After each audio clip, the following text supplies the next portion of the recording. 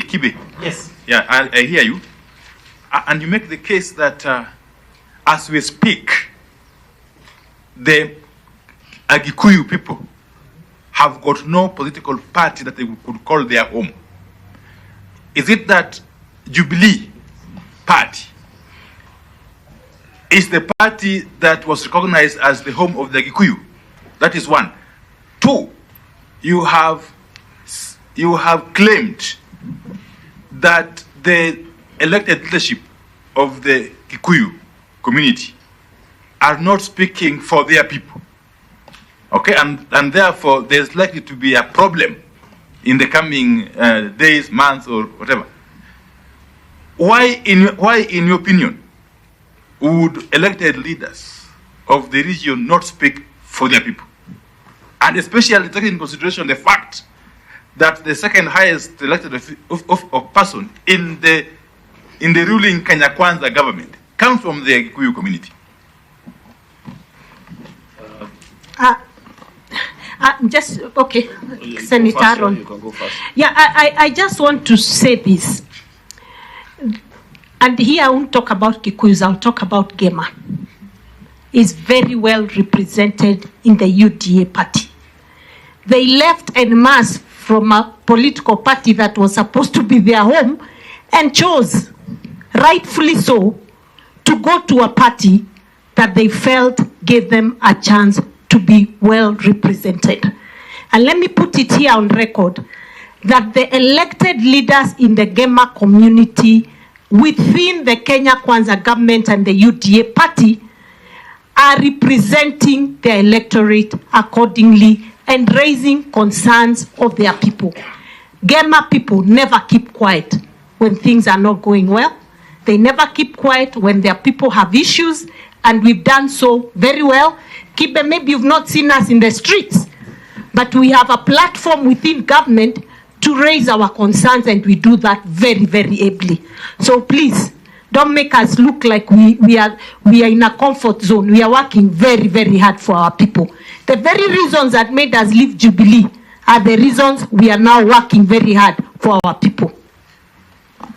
Chair, I just have two clarifications that I'd wish. Is it your submission that we need to, and I listened to you, I think previously there was a group led by Wakili Ndegwa, on this position of Speaker of the National Assembly. Is it your assertion that we need to further add the qualifications for a Speaker of either the National Assembly or the Senate to limit their participation in politics? Because you appear to be faulting Speaker Moses Wetangula that he was a speaker, he was a member of Kenya Kwanza, and then he became speaker, and you seem to find fault. Yet on all other criteria of what it takes to be elected as Speaker of Parliament, he ticks. So is it your submission then that this committee should perhaps consider limiting members who can be speakers of Parliament to only those who haven't participated in any political activities in the run-up to the election? Question one. Question two, last one, because really in the interest of time, is to the gentleman seated to your right, yes. Wakili. Yes.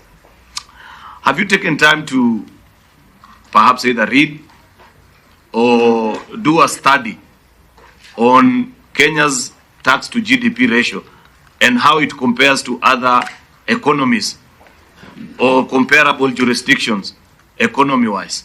How do we fare? Are we way above, below, same? Just a comment from you on that. Thank you, Chair. Okay. To start off, Chair. Yes. Kibe, yes. Wakili, 2 minutes.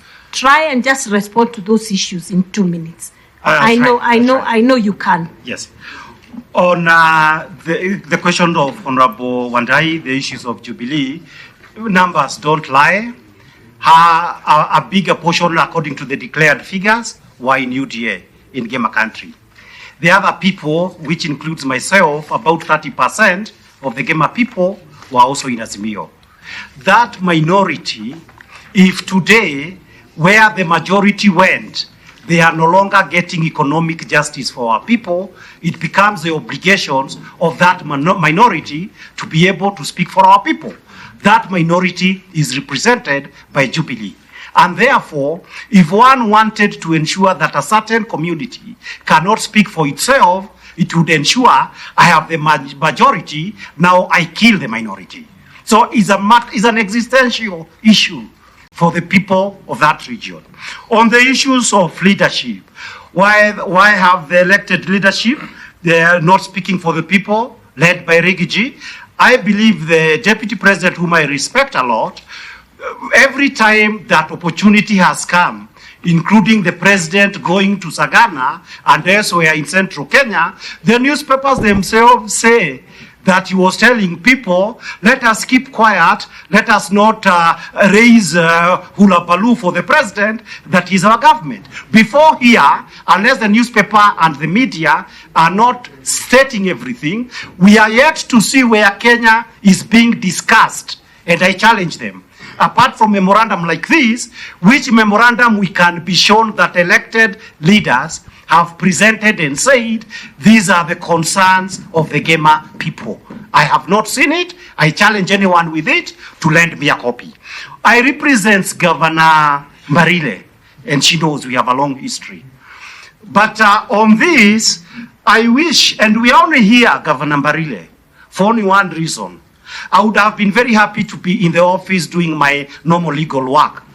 But the same people who have seen a lot of us on national television speak about community issue, when they were faced with the reality that our elected leaders are not going to present our issues when Kenya is being discussed, it was a collective wisdom of the local population. Go and say something about the problems that we are facing. So I wish you to do as much as you can now that you are co-chair, but as of now, our issues are not on the table. Aaron Cheruyot, Senator, he asked about the issues of Honorable Wetangula. Let me start by saying that I am involved in a case where his own election is being challenged. But I'll only discuss one issue because you've asked whether there is need for legal amendments. There is no need for legal amendments. My friend Hassan Omar is aware that as Speaker of the National Assembly, and even the standing order says that, the most important duty is that of impartiality. And impartiality means that it's a matter of substance and positions you have held, that you can be able to be a fair arbiter of the proceedings that are there. It is our belief that as of now, and this is the last point, Speaker Wetangula has conducted himself in a manner by his rulings and decisions that impeaches his credibility and impartiality. And thank you. I think we come to the end of this session for the team. A question for me, 30 seconds, I can be able to respond. Yes.